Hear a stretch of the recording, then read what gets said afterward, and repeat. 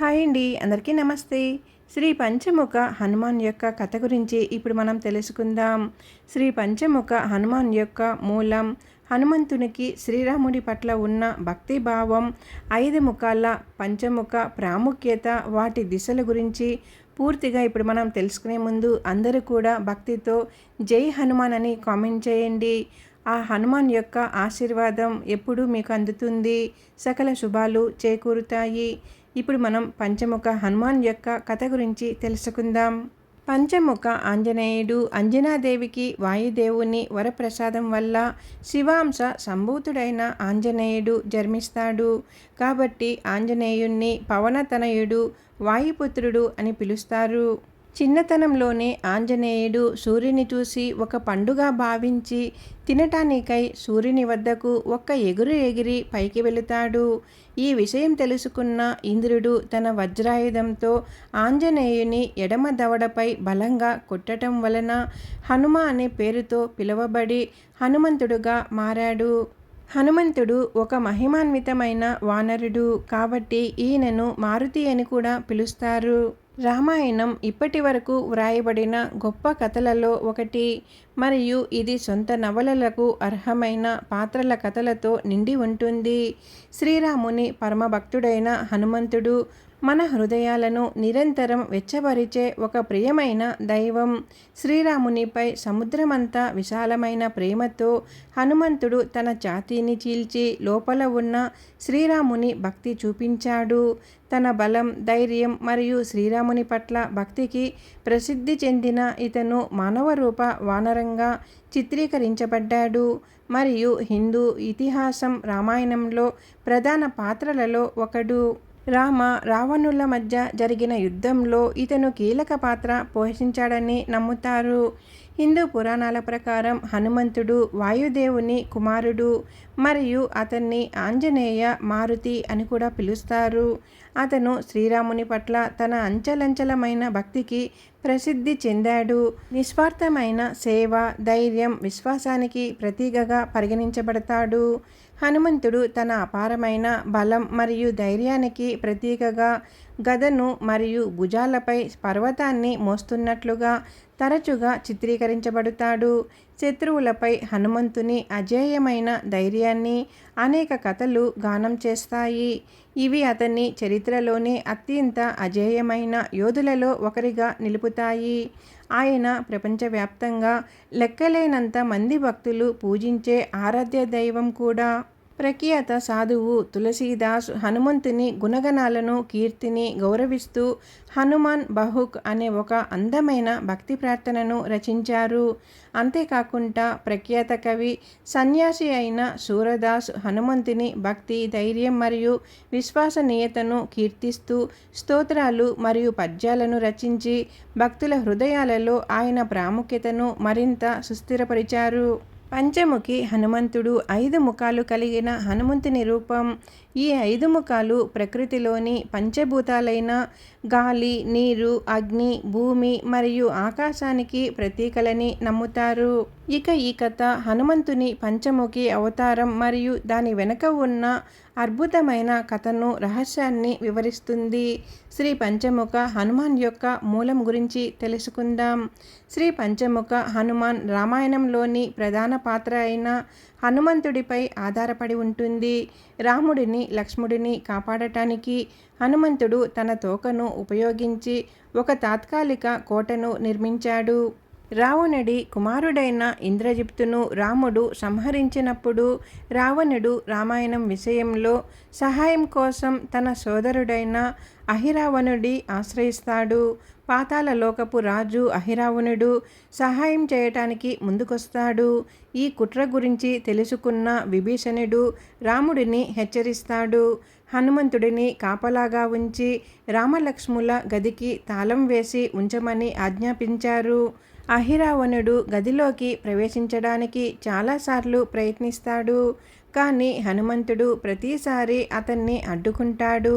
విభీషణుడి రూపం ధరించిన తరువాత హనుమంతుడు చివరకు అహిరావణుడిని లోపలికి అనుమతిస్తాడు. అహిరావణుడు లోపలికి దూసుకువచ్చి కునుకు తీస్తున్న రామలక్ష్మణులను మృత్యులోకానికి తీసుకుపోతాడు. రామలక్ష్మణులను కనుగొనటానికి హనుమంతుడు పాతాళ లోకానికి ప్రయాణించాడు. రామాయణ ఘర్షణ సమయంలో అహిరావణుడి ఓడించటానికి శ్రీ హనుమంతుడు పంచముఖి అనగా 5 ముఖాల రూపాన్ని ధరించాడు. హనుమంతుడు తన కుమారుడిని ఓడించిన తరువాత పాతాళంలోకి ప్రవేశించి అహిరావణ మహిరావణులను కలుసుకుంటాడు. వారి శక్తివంతమైన సైన్యాన్ని ఓడించాలంటే శ్రీరాముడిని వివాహం చేసుకుంటానని ప్రమాణం చేసి 4 దిక్కులలో ఒక్కొక్కటి చొప్పున 5 కొవ్వొత్తులను ఒకేసారి ఆర్పివేయాలని చంద్రసేనుడు హనుమంతుడికి సూచిస్తాడు. హనుమంతుడు పంచముఖి హనుమంతుడిగా రూపాంతరం చెంది 5 కొవ్వొత్తులను ఒకేసారి ఆర్పివేసి అహిరావణ మహిరావణులను ప్రాణాలను తీశాడు. ఇతిహాసం అంతటా అనేక సందర్భాలలో రాక్షసులు ఒక మాయ చేసి రామలక్ష్మణులిద్దరినీ స్పృహ కోల్పోయేలా చేస్తారు. అప్పుడు అతను హనుమంతుడు హయగ్రీవుడు నరసింహుడు గరుడుడు మరియు వరాహుడి లక్షణాల కలయిక అయిన పంచముఖ రూపాన్ని ధరించి కొవ్వొత్తులన్నింటినీ ఒక్కసారిగా ఆర్పివేశాడు. దీనివల్ల మహిరావణుడు వెంటనే నిశ్శబ్దమయ్యాడు.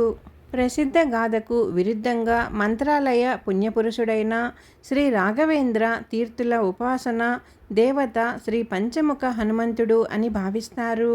హనుమంతుడు తపస్సు చేశాడని నమ్మే ప్రదేశం నడిఒట్టున పంచముఖ హనుమంతుడికి అంకితం చేయబడిన ఒక ఆలయం నిర్మించబడింది. ఈ ప్రదేశం ఇప్పుడు పంచముఖి ప్రసిద్ధి చెందింది. తమిళనాడులోని కుంభకోణంలో ఉన్న ఒక ఆలయంలో కూడా పంచముఖి హనుమంతుడిని భక్తి శ్రద్ధలతో పూజిస్తారు. అలాగే భారతదేశ వ్యాప్తంగా ఉన్న హనుమాన్ విగ్రహాల వైభవాన్ని అన్వేషించాలనుకునే వారి కోసం ఈ వ్యాసం దేశంలోని 10 అతిపెద్ద హనుమాన్ విగ్రహాలను ప్రదర్శిస్తూ ఈ అద్భుతమైన శిల్పాల గురించి చెప్పబడింది. హనుమాన్ యొక్క 5 ముఖాల ప్రాముఖ్యత, వాటి దిశల గురించి తెలుసుకుందాం. ముందుగా తూర్పు వైపు ముఖం శ్రీ హనుమాన్ పాపం వల్ల కలిగే మలినాలన్నింటినీ తొలగించటం మరియు మానసిక స్వచ్ఛతను ప్రసాదించటం అనేవి ఈ ముఖం యొక్క ప్రాముఖ్యతకు దోహదపడే 2 అంశాలు. రెండవది దక్షిణ వైపు ముఖం నరసింహముఖం. ఈ ముఖం యొక్క ప్రాముఖ్యత ఏమిటంటే ఇది శత్రువుల వల్ల కలిగే భయాన్ని తొలగించి విజయాన్ని ప్రసాదిస్తుంది. తన భక్తుడైన ప్రహ్లాదుడిని అతని దుష్ట తండ్రి హిరణ్యకశిపుడి బారి నుండి రక్షించడానికి విష్ణుమూర్తి నరసింహ అవతారం ఎత్తుతారు. ఇక మూడవది పడమర వైపు ముఖం గరుడ ముఖం.